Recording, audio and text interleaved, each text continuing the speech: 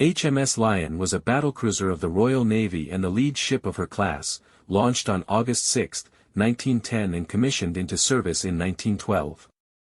She represented a significant evolution in naval architecture, built under the influence of Admiral Sir John Fisher's vision of fast, heavily armed warships.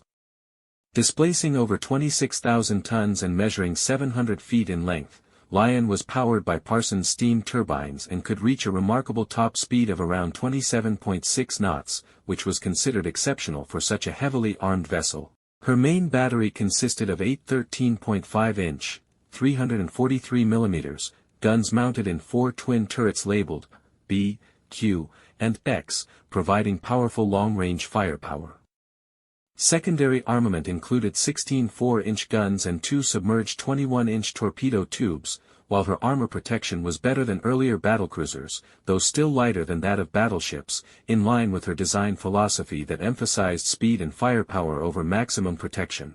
Upon entering service, Lion was designated the flagship of the British battlecruiser fleet, under the command of the dynamic and aggressive Vice-Admiral Sir David Beatty. She first saw combat during the Battle of Heligoland Bight in August 1914, the first naval engagement of World War I, where she led a squadron that inflicted a serious defeat on German light forces. Her performance during this battle cemented her reputation as a formidable warship.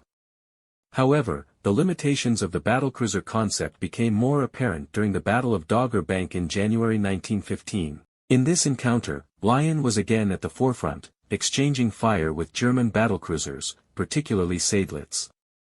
She was struck repeatedly and suffered major damage, including hits that caused extensive flooding, disabled her engines temporarily, and forced her to be towed back to port by the battlecruiser Indomitable.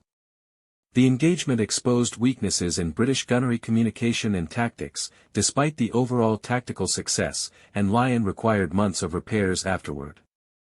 The most crucial moment in HMS Lion's career came during the Battle of Jutland on May 31, 1916, the largest naval battle of the First World War.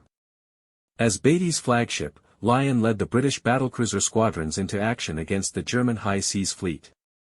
Early in the battle, Lion was hit by a 12-inch shell from Lutzow which penetrated the Q turret and ignited a fire in the gunhouse, killing most of the turret crew instantly.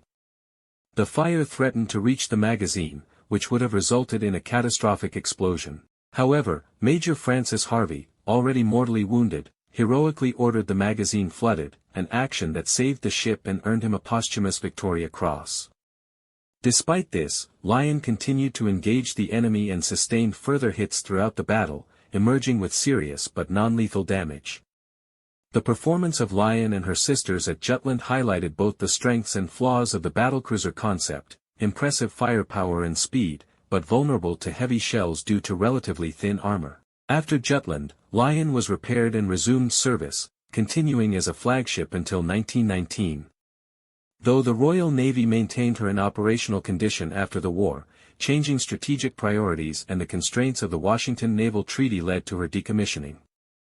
In 1924, she was sold for scrap, ending the career of a ship that had become an icon of British naval power during World War I. HMS Lion's service history is emblematic of the era's experimental and ambitious naval design, and she occupies a significant place in the evolution of modern naval warfare.